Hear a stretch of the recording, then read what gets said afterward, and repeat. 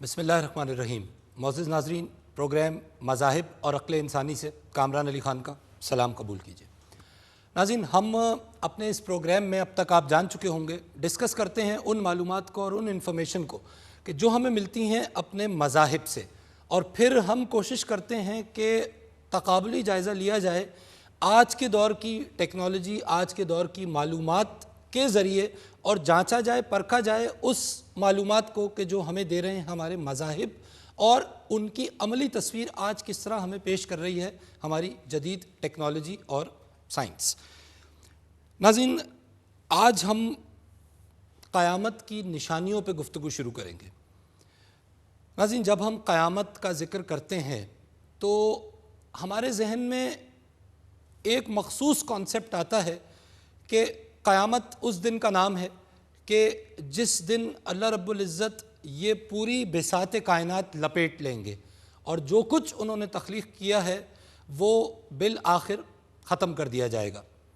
مذاہب نے قیامت کے حوالے سے اپنے اپنے فلسفی میں، اپنے اپنے انٹلیکٹ میں مختلف توجیحات اور مختلف دلائل پیش کیے ہیں، اور ہم غور کریں گے آج کے پروگرام میں اور آنے والے پروگرامز میں کہ قیامت جس چیز کا نام ہے وہ دراصل کیا ہے، اور اس کی چھوٹی نشانیاں جن کو قیامت صغریٰ کی نشانیاں کہا جاتا ہے، اور ان کی بڑی نشانیاں کیا ہیں۔ گفتگو کریں گے اس موضوع پہ۔ اسٹوڈیوز میں ہمارے ساتھ ہمارے معزز شرکائے گفتگو موجود ہیں، آپ سے ان کا تعارف کراتے ہیں۔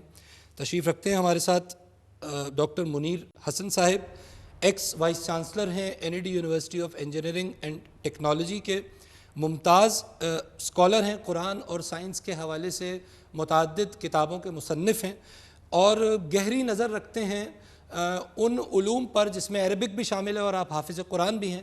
قرآن اور سائنس کے حوالے سے آپ کی گہری ریسرچ ہے۔ تشریف رکھتے ہیں ہمارے ساتھ ممتاز اسکالر جناب کیپٹن شفیق قادری صاحب، آپ بھی کسی تعارف کے محتاج نہیں ہیں۔ قرآن کے حوالے سے، قرآن کے ہسٹوریکل پرسپیکٹو کے حوالے سے، قرآن کے ماڈرن پرسپیکٹو کے حوالے سے آپ کی گہری ریسرچ ہے اور نظر ہے۔ تشریف رکھتے ہیں ہمارے ساتھ اسٹوڈیوز میں ممتاز ریلیجس اسکالر جناب ڈاکٹر فضل احمد صاحب، 7 کتابوں کے مصنف ہیں، اس ملک میں 12 PhDs کے اتالیق ہیں، ایکس ڈائریکٹر ہیں شیخ زید اسلامک ریسرچ سینٹر کراچی کے، اور حالیہ پروفیسر ہیں جناح یونیورسٹی فار وومن کراچی کے۔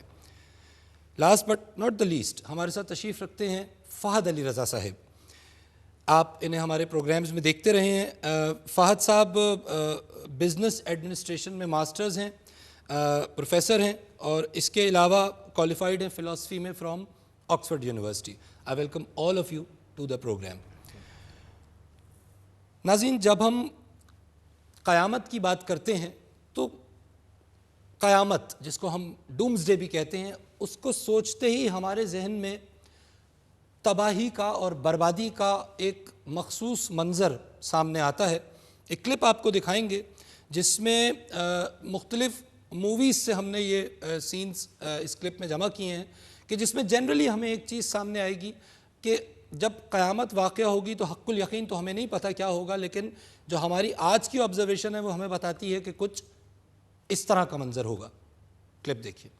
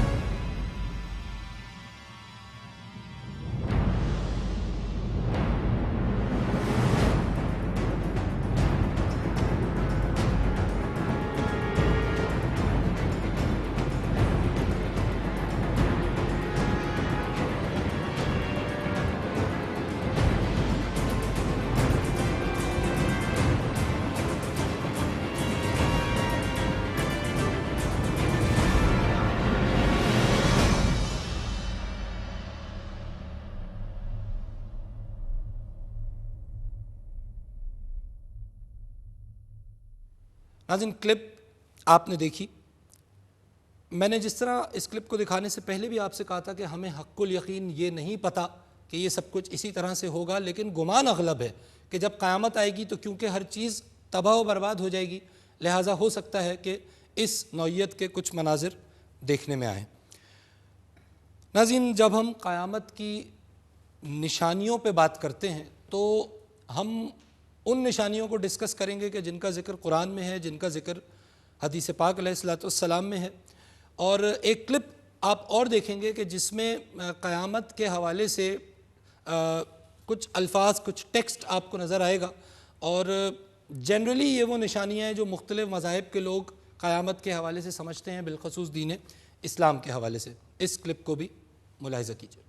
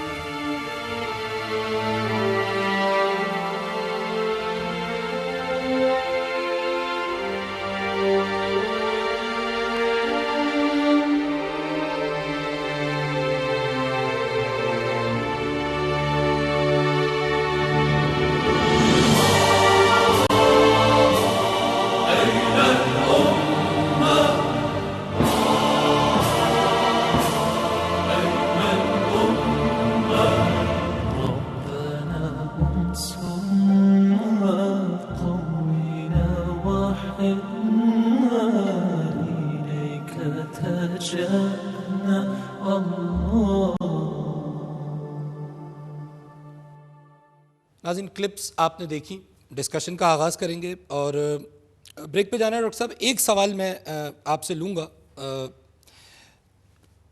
پہلے تو سر یہ فرمائیے گا کہ قیامت قرآنی پرسپیکٹیو میں آپ کس طرح دیکھتے ہیں، کیا ہے قیامت؟ جی بسم اللہ الرحمن الرحیم. قیامت کا ذکر قرآن مجید میں دو طریقے سے ہے. ایک تو یہ ہے کہ قیامت کے دن کیا ہوگا، ٹھیک ہے، اس کی تفصیل تو قرآن مجید میں بہت زیادہ ہے. تقریباً 150 آیات ایسی ہیں جس میں اس کا ذکر کیا گیا ہے. 150 آیات جس میں یہ ذکر ہے کہ قیامت کے دن کیا ہوگا، قیامت کے دن کیا کیا ہوگا، زمین کے ساتھ کیا ہوگا، آسمان کے ساتھ کیا ہوگا. اچھا اس پہ تو ہم آگے ظاہر ہے پروگرام بھی جی جی 150 آیات ہیں. ٹھیک ہے. لیکن قیامت سے پہلے جو نشانیاں ہیں اس کا ذکر بہت تھوڑا سا ہے قرآن مجید میں، زیادہ ذکر نہیں ہے. ٹھیک. ایک ذکر ذوالقرنین کا ہے کہ انہوں نے جو دیوار بنائی تھی وہ دیوار جو ہے ڈھہ جائے گی. جعلہ دکا کا لفظ ہے، جعلہ دکا، وہ ختم ہو جائے گی دیوار.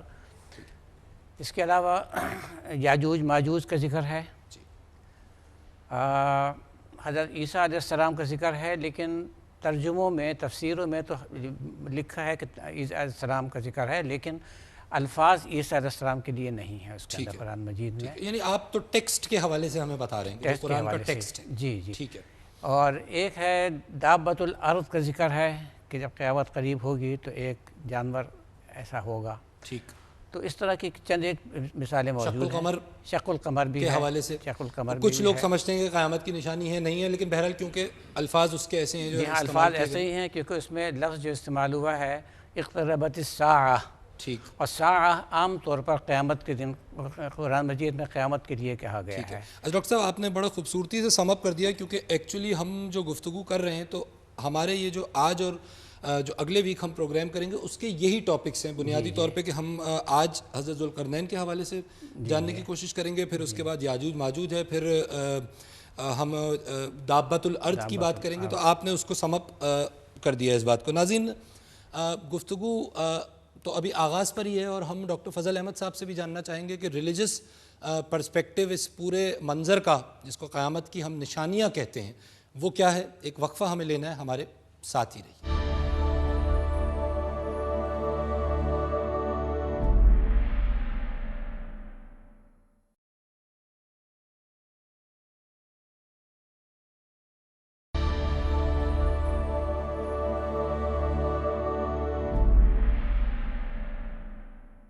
ویلکم بیک ناظرین، آپ پروگرام دیکھ رہے ہیں مذاہب اور عقل انسانی، اور ہم آج قیامت کی نشانیوں پہ اپنی گفتگو کا آغاز کر رہے ہیں. اور جس میجر نشانی کو آج ہم ڈسکس کریں گے قرآنک ریفرنس سے، وہ ہے حضرت ذوالقرنین کا واقعہ جو ہمیں قرآن میں سورہ کہف میں ملتا ہے.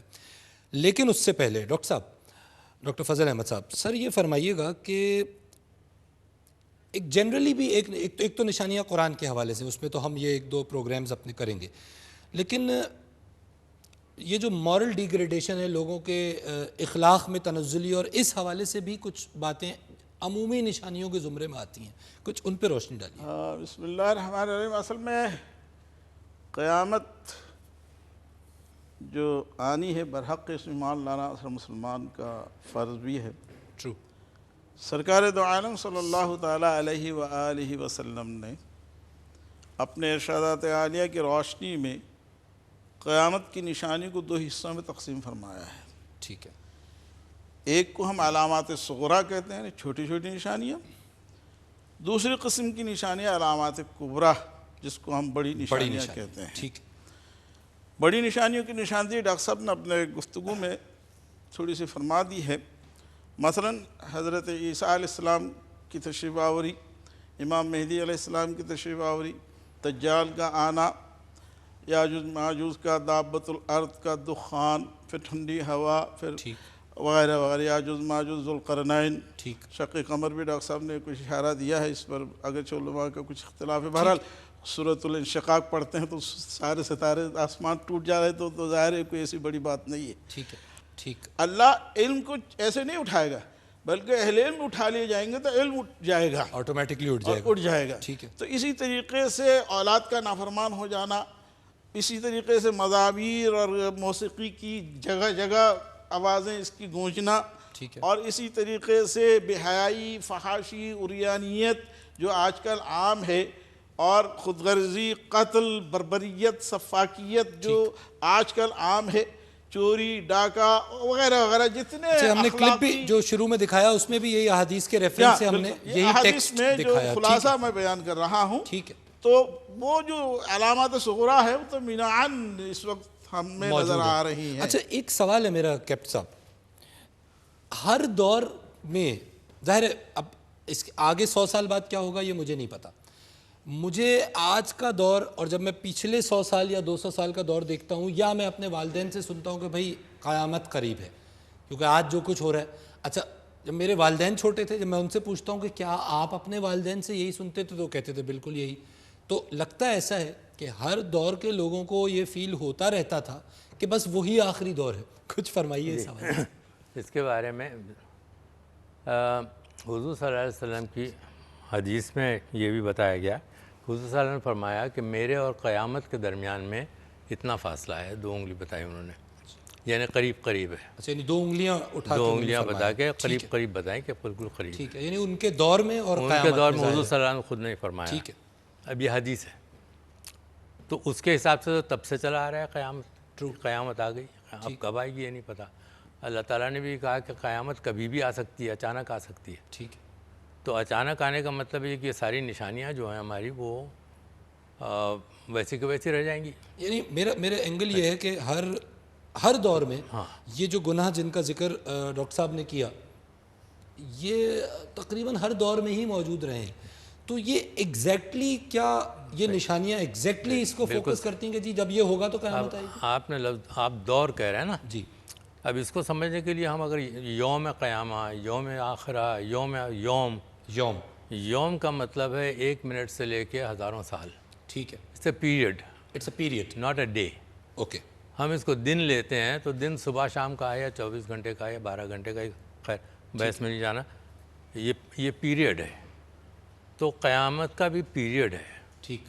یوم آخرہ وہ بھی ایک پیریڈ ہے، یوم حساب وہ بھی ایک پیریڈ ہے، کئی سال تک چلے گا. اچھا بڑی اہم بات ہے کیونکہ اس کا تو مطلب یہ نکل رہا ہے کہ یوم آخرہ جب ہم کہہ رہے ہیں ڈاکٹر صاحب تو ضروری نہیں کہ وہ ایک دن ہو، جو یعنی ایک continuation of events that ultimately leads to total destruction. ایک دن 1000 سال کے برابر ہوگا. ہاں کیونکہ قرآن میں الف مما تعدون، جی سورہ سجدہ آیت غالباً 5 میں یہ فرمایا گیا کہ آپ کے حساب سے 1000 سال اللہ کے نزدیک ایک دن. اچھا فہد صاحب، مذاہب میں یہ جو جنرلی یہ نشانیاں ڈسکس کی گئی تو جوڈائزم میں یا کرسچینٹی میں بھی اسی انداز سے دیکھا جا رہا ہے قیامت کو؟ سر بالکل تقریباً ایک ہی ہے. اور عجیب سی بات ہے جو آپ نے دبت الارض کی بات کی تھی تو کریچر جو زمین سے نکلے گا اس پہ بھی ہم بات کریں گے بالکل. وہ بھی دا بیسٹ کے نام سے 666 کرسچینٹی میں تقریباً سیم ہے. یس. اور دجال اینٹی کرائسٹ وہ مجھے اس وقت جوڈائزم میں نام نہیں یاد آ رہا ہے لیکن جوڈائزم میں بھی ایگزیکٹ سیم ہے, اے سے ہی ہے کچھ نام, آئی ڈونٹ ریمبر دا نیم. اور اتنا سرپرائزنگلی ابراہمک ریلیجنس میں ڈے آف ججمنٹ کے بارے میں ایک سیم وہ ہے. یہ فاطمہ صاحب یہ تو بڑی نشانی ہے نا, لیکن what about this moral degradation, sir can we actually see it as a sign of قیامت؟ سر باقی مذاہب میں اتنی تفصیل میں مورل ڈیگریڈیشن کو نہیں, ہاں جنرلی تو ظاہر ہے, یہ تو ہر ہی مذہب میں کہا گیا ہے کہ جی فحاشت بری چیز ہے اور جھوٹ بولنا اور ماں باپ کی نافرمانی, لیکن یہ اسپیسیفکلی اسلام میں ذرا زیادہ اس پہ کانسنٹریٹ کیا جاتا ہے کہ جی ہاں کرسچینٹی میں ہے کہ ٹرن دی ادر چیک اور یوسری پہ اور زیادہ زمین پہ بھی سزا ہے وغیرہ, لیکن اسلام میں جس طرح سے ہمیں ایبسولوٹ ٹرمز میں بتایا گیا ہے, جو ڈاکٹر صاحب نے جس طرح بتائی وہ پوری بات ہے, یہ چیزیں ہوئیں اور قیامت آئی. ڈاکٹر صاحب, ڈاکٹر فضل احمد صاحب, یہ جو آپ نے گفتگو فرمائی اخلاقی انحطاط سے ہی ریلیٹڈ ہے ساری چیزیں, تو اس کے علاوہ بھی کوئی نشانیاں صغرا میں جس کو آپ کاؤنٹ کریں گے جو چھوٹی نشانیوں میں کاؤنٹ ہو؟ دیکھیے صغرا کا جہاں تک تعلق ہے وہ انسانی اخلاق اور انسانیت سے ہے. ٹھیک ہے, نبی اکرم صلی اللہ علیہ وسلم ایک نظام اخلاق لے کر آئے, ایک نظام حیات لے کر آئے, ٹھیک ہے, اور اس میں جو زوال آتا جائے گا قرب قیامت کی نشانیاں سمجھتے جائیں گے. ٹرو ہے نا. تو اِنَّكَ لَعَلَىٰ خُلُقٍ عَظِيمٍ لَقَدْ كَانَ لَكُمْ فِي رَسُولِ اللَّهِ أُسْوَةٌ حَسَنَةٌ. تو اس طریقے سے آپ اس کو ضبط کریں, مشاہدہ کریں کہ سرکار دو عالم صلی اللہ علیہ وسلم کا معیار اخلاق کیا تھا اور صحابہ کرام کا معیار اخلاق کیا تھا, اور تابعین تابعین پھر اسی طرح تنزل کی طرف ہم آتے چلے جا رہے ہیں. تو اسی طریقے سے قیامت کے دن بھی قریب ہوتے چلے جا رہے ہیں. میں یہاں عرض کر رہا تھا کہ وہ جو بڑی نشانیوں میں ایک اور دو تین نشانیاں, جیسے چھوٹی نشانیوں میں بتاتا ہے کہ ان اللہ لا یقبض العلم انتزاعا, یعنی علم کو ایسے نہیں اٹھائے گا کھینچ کے کسی سے چھین لیا جائے گا, ولیکن یقبض العلم بقبض العلماء. آپ دیکھیے سارے کتنے بڑے بڑے علماء شہید ہو رہے ہیں, اور یہ بھی ایک طرح کی نشانی ہے قیامت کی. اور بڑی نشانیوں میں سورج کا مشرق کے بجائے مغرب سے طلوع ہونا, یہ ساری نشانیاں تو آپ کو اس وقت نظر آئیں گی, لیکن وہ چھوٹی نشانیوں کی جو بات ہو رہی ہے وہ تو آپ کو نظر آتی ہے. اچھا, اور بڑا اہم نقطہ ہے کیونکہ بتدریج ناظرین ہم جب اپنے ارد گرد کے ماحول کو دیکھتے ہیں, اور صرف ہم اپنے ملک کی بات نہیں کر رہے, اوور آل گلوبل پرسپیکٹو میں بھی جب ہم دیکھتے ہیں تو ہمیں 100 سال پہلے کے مقابلے میں آج بہت تیزی سے وہ برائیاں شاید نظر آ رہی ہیں, یا شاید کیونکہ میڈیا کا دور ہے, ٹیکنالوجی اتنی ایڈوانسڈ ہے کہ اب ہم امریکہ میں ایک ہونے والے ایونٹ کو لائیو اپنے پاس دیکھ رہے ہوتے ہیں, تو perhaps that has exponentially increased the speed of events as well.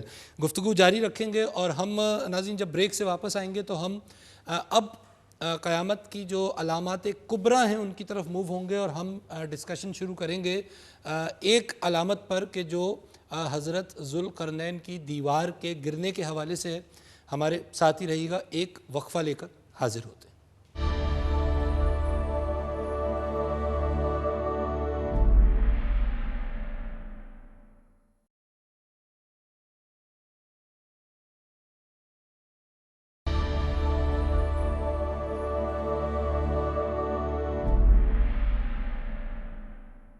خوش آمدید ناظرین, آپ پروگرام دیکھ رہے ہیں مذاہب اور عقل انسانی, اور ہم آج اپنے اس پہلے پروگرام میں جو ہم قیامت کی نشانیوں کے حوالے سے کر رہے ہیں ڈسکس کرنا اب شروع کریں گے قیامت کی اس نشانی کو کہ جس کا ذکر ہمیں سورہ کہف میں جو قرآن کی 18 سورہ ہے ملتا ہے, اور یہ ایک واقعہ ہے کہ جو حضرت ذوالقرنین کے حوالے سے موجود ہے. اٹ از اگر آپ اس کو ریفر کرنا چاہیں تو سورہ نمبر 83 سے یہ واقعہ شروع ہوتا ہے, and it goes all the way to سورہ نمبر 98 83 سے 98 تک. آیت نمبر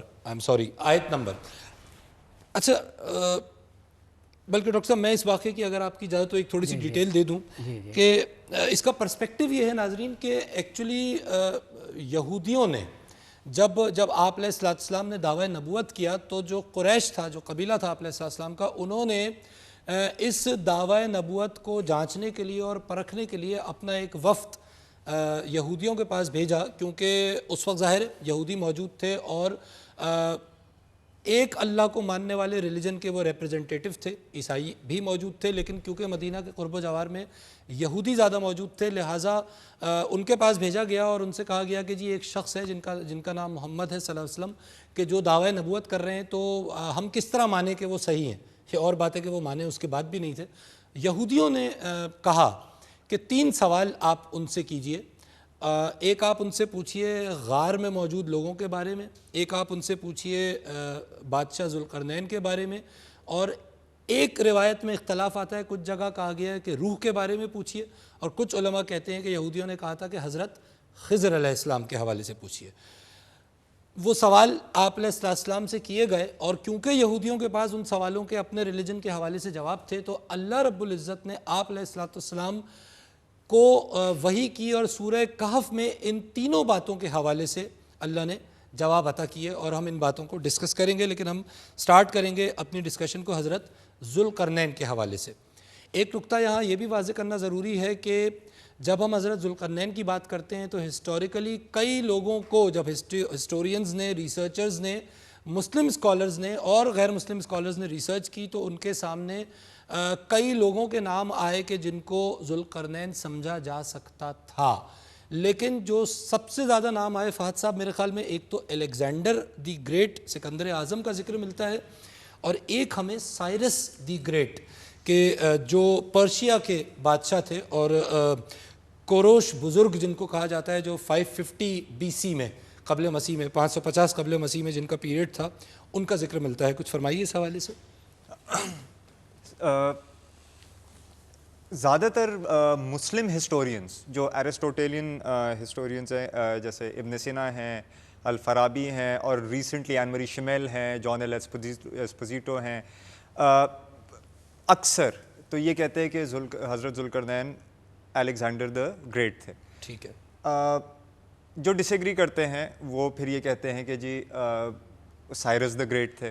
ٹھیک۔ اس وجہ سے کہتے ہیں کیونکہ east and west 2 horns Zulqarnain, وہ جس ایک کونے سے، ذوالقرنین بالکل 2 سینگوں والا، یا 2 ایپوکس والا، 2 صدیوں والا، جس کا انفلوئنس بہت زیادہ رہا۔ اچھا، وہ یہ بھی کہتے ہیں لوگ، میں انٹرپٹ کر رہا ہوں، کہ 2 سینگوں سے مراد ظاہر ہے یہ ہے کہ وہ 2 کونے دنیا کے، کیونکہ وہ قرآن کی جو آیات ہیں 83 سے 98 اس میں یہ ذکر ہے کہ وہ مشرق سے مغرب تک کا ایک بہت بڑا علاقہ انہوں نے فتح کیا، تو شاید وہ بھی ایک یہ بھی ہے، اور دوسرا یہ بھی ہے کہ الیگزینڈر دی گریٹ کا اتفاقاً جو اس کا کراؤن رہتا تھا، اس کے بھی 2 سینگ تھے، ٹھیک ہے، سونے کے، تو اتفاق ہے، پتہ نہیں، اسے ریسرچرز تو کہتے ہیں کہ اس سے بھی ایک تعلق ہو سکتا ہے۔ ٹھیک۔ بہرحال الیگزینڈر دی گریٹ کا ایک یہ بھی ہے کہ اس کو، جو اس کے فیور میں بات جا رہی ہے، کہ اس نے ایک دیوار بنائی تھی، اس نے بیسیکلی گیٹس بنائے تھے ایک شہر میں۔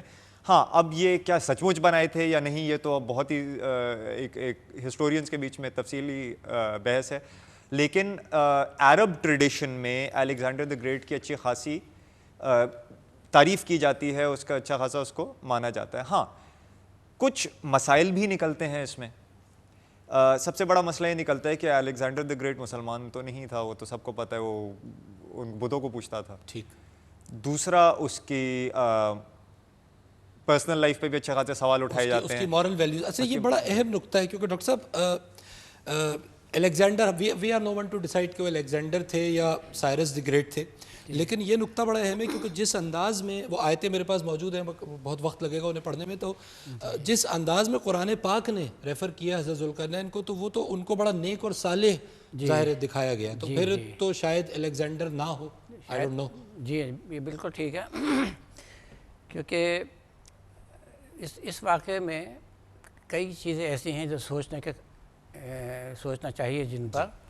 ایک تو یہ ہے کہ اللہ تعالیٰ نے ان کو بہت مضبوط حکومت دی تھی، اور 3 انہوں نے سفر بیان کیے ہیں قرآن مجید میں، اللہ تعالیٰ نے 3 سفر بیان کیے ہیں، حتیٰ اذا بلغ مغرب الشمس، ایکسٹریم، اور دوسرا حتیٰ اذا بلغ مطلع الشمس، ٹھیک، اور حتیٰ اذا بلغ بین السدین، ٹھیک ہے، 2 پہاڑوں کے درمیان، بالکل ٹھیک ہے۔ تو 3 سفر بیان کیے ہیں۔ اس میں اب کئی چیزیں سوچنے کی یہ ہیں جیسے آپ نے میں ناظرین کے لیے آیت 86 87 جو آپ نے فرمائیں وہ آیت نمبر جی تو سوچنے کی چیز یہ ہے کہ دنیا تو گول ہے، کوئی کنارہ نہیں ہوتا. ٹھیک ہے. تو جب مطلع شمس اور مغرب شمس کا بیان کرتے ہیں تو کیا اس کا مطلب کیا ہو سکتا ہے؟ کہ کوئی کنارہ تو نہیں ہے کہ وہاں تک پہنچے اور اس کے بعد دنیا ختم ہو گئی، ایسی کوئی چیز نہیں ہے. ٹھیک ہے نا. لیکن میں زیادہ اس کو تھوڑا تفصیل میں جانا چاہتا ہوں. حتیٰ اذا بلغ بین السدین، جیسا ترجمے میں اور تفسیر میں موجود ہے کہ دو پہاڑوں کے درمیان ایک ایسا راستہ تھا کہ جس میں یاجوج ماجوج آ کر وہ تنگ کرتے تھے، لوگوں کو حملہ کرتے تھے، جس کی وجہ سے انہوں نے کہا کہ اس پہ دیوار بنا دیجیے. ٹھیک ہے. سوچنے کی بات یہ ہے کہ حضرت ذوالقرنین بہت طاقتور تھے اور ایسی فوج تھی. وہاں کے لوگوں نے یہ نہیں کہا کہ آپ ان کے ساتھ جنگ کر کے ان کو ختم کر دیجیے. ٹھیک ہے. حالانکہ ان کی بہت طاقت تھی ان کے پاس. یہ کہا کہ دیوار بنا دیجیے. تو یہ سوال پیدا ہوتا ہے کہ ایسے کیوں؟ ان سے جنگ کرنے کو کیوں نہیں ریکویسٹ کی کہ ان سے جنگ کر کے ان کو ختم کر دیجیے. دوسری بات سوچنے کی یہ ہے کہ جو دیوار بنائی گئی وہ اللہ تعالیٰ کے قرآن مجید کی آیات کے مطابق لوہے کی چادریں کھڑی کی، لوہے کی چادریں دو پہاڑوں کے درمیان. اب دو پہاڑوں کے درمیان فاصلہ چھوٹا سا نہیں ہوتا. ٹھیک ہے. ٹرو. کافی بڑا فاصلہ ہوتا ہے، کئی ہزار فٹ کا ہو سکتا ہے، جیسے ڈیم ایک بناتے ہیں. جی. تو یہ اتنی لوہے کی چادریں ڈالی اور اس کے بعد جو اور بڑی چیز ہے ایک تو یہ کہ ان کو آگ لگا کے ان کو خوب گرم کیا، تپایا. یہ بڑا اہم نکتہ ہے کیونکہ بریک ہمیں لینا ہے، لیکن یعنی دو بنیادی باتیں کہ ایک تو لوہے کی چادروں والا پورا معاملہ کہ وہ اس دور میں کیا ٹیکنالوجی تھی. جی تھی. جی ہاں. دس از ویری امپورٹنٹ. ناظرین ہم ڈسکشن کر رہے ہیں حضرت ذوالقرنین کے حوالے سے جن کا ذکر قرآن پاک میں سورہ کہف میں ہمیں ملتا ہے. ایک وقفہ ہم لیں گے، وقفے سے واپس آئیں گے تو ایک کلپ بھی آپ کو دکھائیں گے کہ جس میں اس علاقے کو ہم آپ کو دکھائیں گے کہ جو آج ہسٹورینز اس کو سمجھتے ہیں کہ غالباً یہ وہ جگہ تھی جہاں اس دیوار کو تعمیر کیا گیا. وقفہ لیں گے، ہمارے ساتھ ہی رہیے.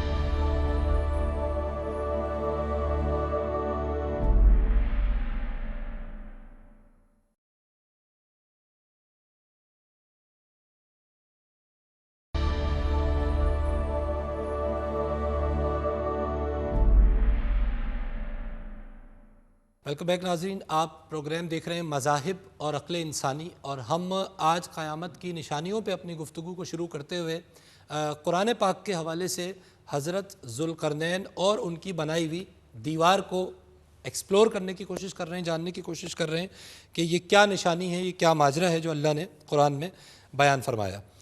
ناظرین کچھ ڈیٹا ہے اس حوالے سے جو میں آپ کو دینا چاہوں گا and then we'll go for the discussion. ایک تو سب سے پہلے ہمیں حق الیقین نہیں ہے اور اس پہ کوئی کنسنسس نہیں ہے، کوئی اتفاق نہیں ہے اسکالرز کا کہ وہ دیوار ایکچولی کہاں پر ہے. کئی تھیوریز ہیں لیکن اس میں جو سب سے پری ڈومیننٹ تھیوری ہے وہ یہ ہے کہ جس طرح آپ اس کلپ میں دیکھیں گے ابھی کہ جارجیا ماڈرن ٹائمز میں ایک ملک ہے جو ترکی کے اوپر ہے، رشیا کے نیچے ہے، پاکستان سے نارتھ کی طرف اس کو آپ دیکھ سکتے ہیں میپ میں. ایک میپ بھی آپ اپنے سامنے دیکھ رہے ہیں.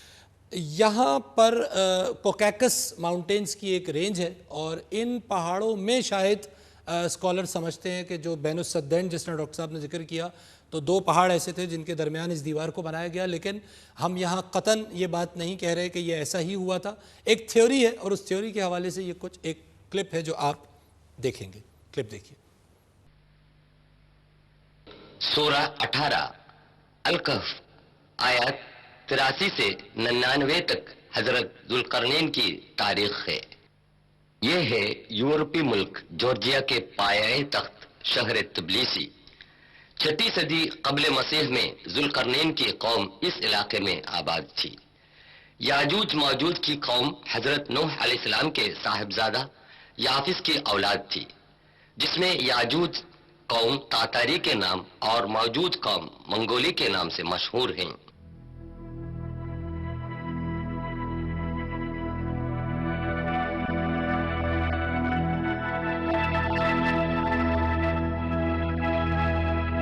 اب ہم شہر تبلیسی سے سفر کر رہے ہیں، داریال گھاٹی کے راستے سے کاکس پہاڑ کے دامن کی اور याजूज माजूज के गैर मुहज़्ज़ब और जालिम लोग दारियाल घाटी के रास्ते से आकर काकस के जनूबी इलाके में लूट मारा करते थे। तिब्लिसी स्टेट यूनिवर्सिटी में तारीख के प्रोफेसर डॉक्टर डेडविड डुंडुआ फरमा रहे हैं, Yes, there are some passes, but the most important pass was this pass, because most aggressive tribes were living beyond this pass. अक्सर लोगों का ख्याल है कि जुल्करनैन ईरान के सैरस बादशाह थे। उन लोगों की लूटमार से जॉर्जिया के बाशिंदों ने अपने बादशाह जुल्करनैन से दरखास्त की। उन्होंने कहा, सूरह 18 अल-कहफ आयत 96, آتوني زبر الحديد حتى إذا ساوى بين الصدفين قال انفخوا حتى إذا جعله نارا قال آتوني حتى إذا جعله نارا قال آتوني أفرغ عليه قطرا میرے پاس لوہے کے ٹکڑے لاؤ، حتیٰ کہ جب درے کے اوپر کے کناروں تک پہنچ گئی اس نے حکم دیا کہ اس میں آگ لگا دو، یہاں تک کہ جب اس کو بالکل آگ کر دیا تو اس نے کہا، لاؤ میں اس پر پگھلا ہوا تانبا انڈیل دوں۔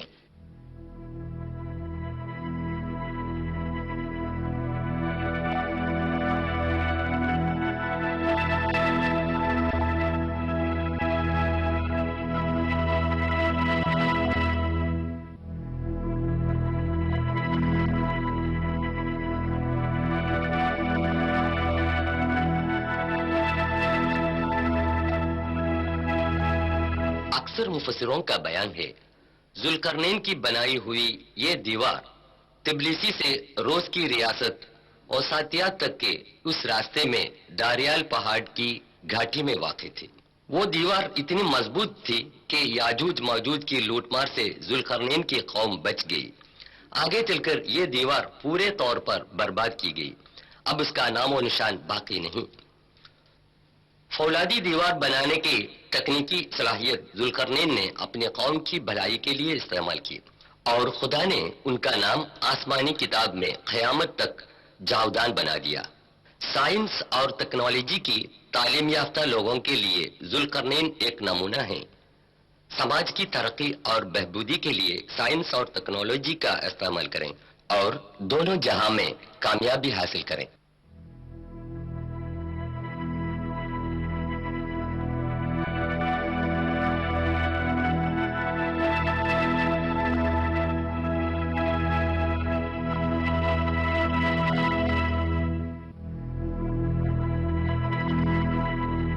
बाद को दारियाल में बनाई गई एक पत्थर की दीवार की निशानी अब भी देखी जा सकती है।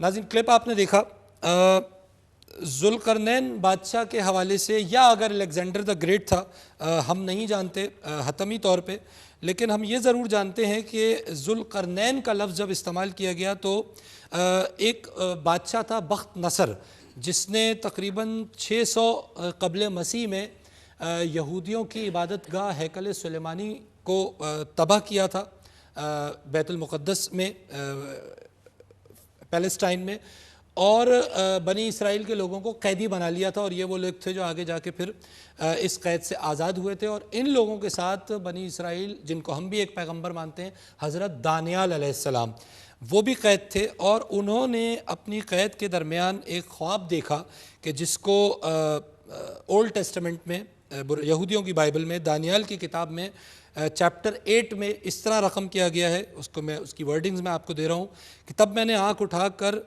नज़र की तो क्या देखता हूँ कि दरिया के पास एक मेंढा खड़ा है जिसके 2 सींग हैं।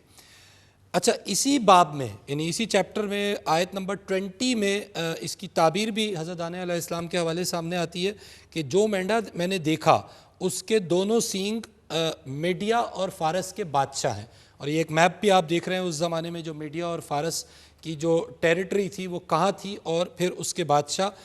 तो हिस्टोरियंस इस बात पे शायद एग्री करते हैं कि वो बादशाह जिसका जिक्र कुरान पाक में जुल्करनैन के हवाले से है वो سائرس دی گریٹ تھے، کورنش بزرگ تھے، کیونکہ اس کے بعد 550 BC میں قبل مسیح میں بخت نصر کی سلطنت کا خاتمہ سائرس دی گریٹ نے کیا تھا۔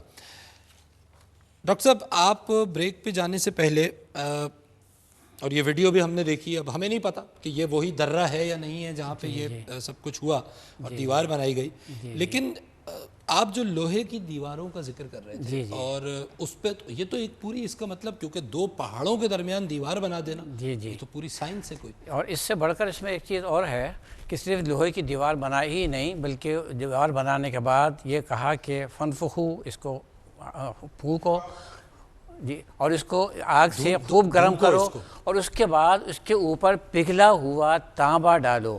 ٹھیک، ذرا غور کیجئے، پگھلا ہوا تانبا، ایک تو تانبے کو پگھلنے کے لیے کتنی حرارت چاہیے، پھر وہ اس پہاڑ کی اونچائی، اس پر اس تانبے کو لے جا کے اوپر سے گرانا، اور جب لوہے کے اوپر تانبا گرا دیا جائے، اس کی کوٹنگ آ جائے تو تانبا رسٹ نہیں ہوتا کبھی بھی۔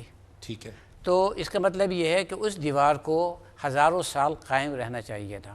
اچھا، اور جیسے اس ویڈیو میں ہم نے دیکھا کہ وہ دیوار بتایا گیا ہے کہ اب قائم نہیں رہی۔ ٹھیک، تو جب اس واقعے کو پڑھتے ہیں تو بہت دفعہ ایسا احساس ہوتا ہے کہ کیا یہ کوئی اللہ تعالیٰ نے کوئی تشبیہ دی ہے کسی چیز سے؟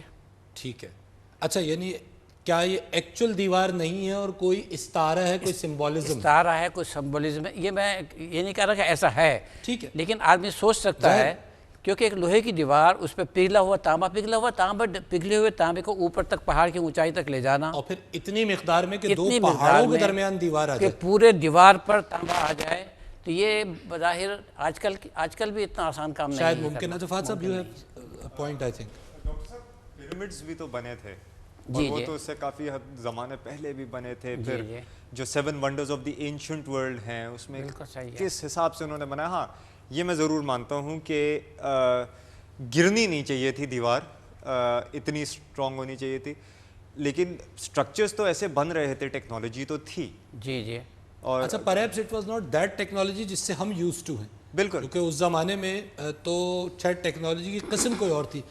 کیپ صاحب کوئی اس پہ ہے ریسرچ کہ وہ ٹیکنالوجی کی کیا قسم ہو سکتی تھی؟ اچھا، اس میں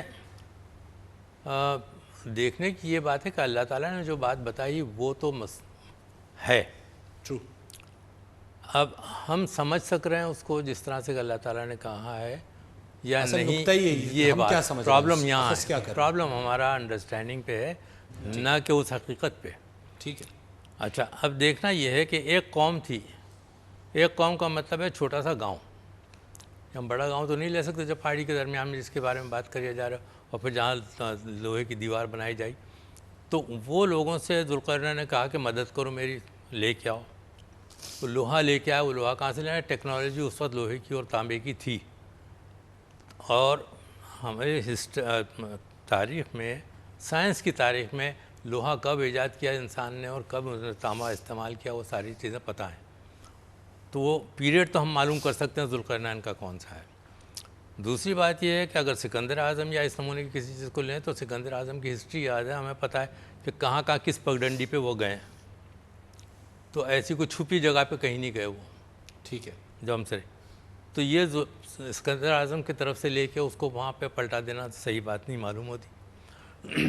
دوسرا یہ ہے کہ جب تانبا بچھانے کا، ایک تو یہ ہے کہ دیوار کھڑی کی یا فلیٹ بچھایا، لوہے کے پتھرے بچھائے، لوہے کے پلیٹیں بچھائیں، پھر اس کے اوپر تانبا دیا، تو وہ بھی ہو سکتا ہے بات۔ یہ قرآن کی آیت میں یہ بھی بات معلوم ہوتی ہے، کھڑی ہوئی دیوار کی نہیں معلوم ہوتی ہے۔ جو اللہ تعالیٰ نے جو بتایا وہ مطلب یہ ہے کہ ایک آڑ بنا دی، تو آڑ جو ہے وہ یہ نہیں ہوتی رکاوٹ۔ آپ بھی کیا یہ کہہ رہے ہیں کہ یہ سمبولزم بھی ہو سکتا ہے، استعارہ بھی ہو سکتا ہے؟ نہیں، یہ جتنی بڑی ہم حقیقی دیوار ہے، جتنی سمبولزم، اگر لوہے کا ذکر کیا ہے نا، کون سا مٹیریل استعمال کیا گیا ہے، تو وہ ہم دیکھ رہے ہیں بہت بڑی چیز دیوار چین کی طرح، وہ نہیں ہے۔ ایک قوم کے لیے کوئی چیز تھی جو آیا کرتی تھی، وہاں پہ کرتی تھی، اس کے اوپر لوہا بچھا دیا، لوہے کی چادر بچھا دی اور اس پر تانبا ڈال دیا، اور وہ وہاں پہ دب گئے، وہ یا بند کر دیا ان کا سوراخ یا جو بھی تھا۔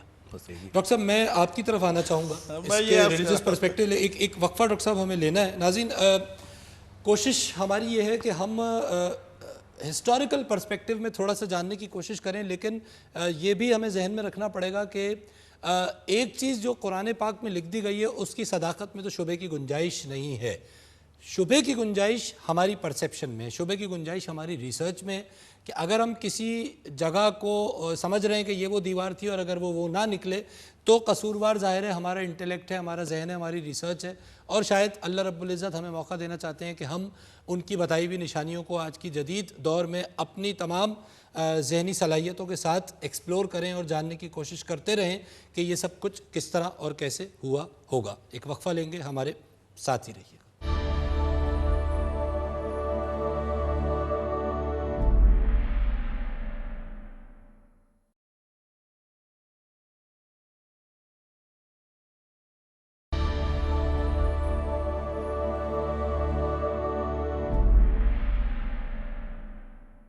ویلکم بیک ناظرین، آپ پروگرام دیکھ رہے ہیں مذاہب اور عقل انسانی، اور ہم ڈسکس کر رہے ہیں آج اپنے اس پروگرام میں قیامت کی نشانیوں پہ گفتگو شروع کرتے ہوئے حضرت ذوالقرنین کے واقعے کو جو قرآن میں سورہ کہف میں ہمیں ملتا ہے.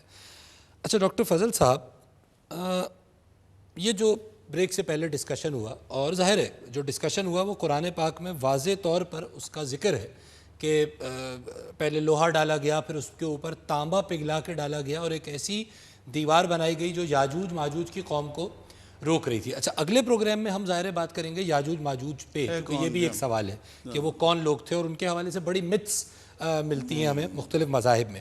لیکن ڈاکٹر صاحب، یہ جو دیوار ہے، کیونکہ اہم نقطہ اس میں یہ ہے کہ قیامت کی یہ نشانی ہے کہ یہ دیوار جب گرا دی جائے گی اور نکلیں گے. سوال یہ ہے کہ یہ پوری ڈیٹیل جو ہمیں سورہ کہف میں مل رہی ہے اس دیوار کے حوالے سے، اور جس طرح ڈاکٹر منیر صاحب نے بھی کہا، کیپٹن صاحب نے بھی کہا کہ یہ کئی سمبولک، آپ کو کیا لگتا ہے سمبولک ریسرچ ڈیٹیلز ہیں یہ ساری؟ دیکھیں، بسم اللہ الرحمن الرحیم، یہ جتنے علامات کبریٰ ہیں ان کا تعلق ایمانیات سے ہے. ٹھیک ہے. اور سمعنا واطعنا والی کیفیت بھی ہے، اگرچہ ریسرچ کی گنجائش موجود ہے، لیکن تقاضۂ ایمانیات یہ ہے جیسا قرآن نے بیان کیا، رب ذوالجلال نے جس انداز میں گفتگو فرمائی ہے ہمیں اسی طرح ایمان لانا ہے. اب رہا سوال نہیں، اس میں تو ظاہر بحث ہی نہیں، بحث نہیں. ٹھیک. اب رہا سوال ٹیکنالوجی کا.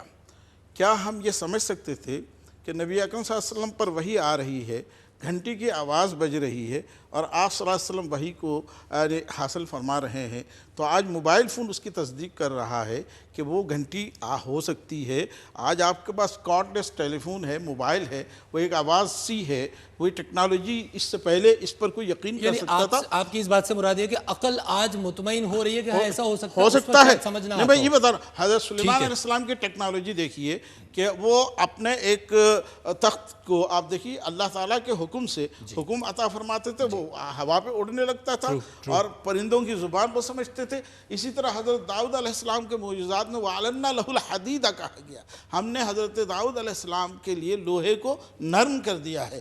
تو اگر اللہ تعالیٰ کے فرمان کے مطابق اس پر مینعان ایمان لایا جائے تو افضل اور احسن ہے، بلکہ تقاضائی ایمان یہی ہے، اس کو مینعان تسلیم کر لیا جائے. میں آگے جا کر یہ بھی ہے نا کہ صرف دیوار بنانا ہی نہیں ہے، بلکہ آگے یہ ذکر ہے کہ فَإِذَا جَاءَ وَعْدُ رَبِّي جَعَلَهُ دَكَّاءَ، ٹھیک، وہ جو ہے گر جائے گی دیوار. جب اس کا دیوار کا وجود ہے. اب یہ ہے کہ دیوار کا، یا تو یہ ہم سوچیں کہ اگر یہ یوم کا مطلب پیریڈ بہت بڑا ہے، 1000 سال کا، کئی ہزار سال کا ہے، تو وہ دیوار گری ہے تو اس کے آثار ہونے چاہیے کہیں نہ کہیں. ٹھیک ہے. ڈاکٹر صاحب، جو ویڈیو ہم نے دیکھی اس میں کچھ آثار تو دکھائے گئے کہ شاید یہاں ایک دیوار تھی ایسی. جی اور پھر ساتھ ساتھ یہ بھی آتا ہے کہ پھر یاجوج ماجوج کون تھے.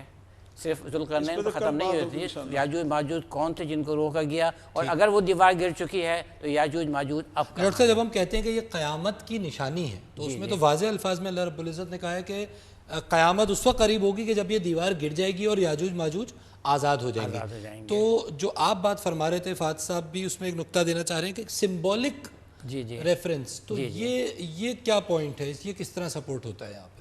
یہ اس طرح، اب اس پہ تو خیر ریسرچ کی ضرورت ہے، بتانا بڑا مشکل ہے کہ کیا ہوا، لیکن اس لائن پر سوچا جا سکتا ہے. It's a valid line of thinking. ٹھیک ہے جی فاتح صاحب.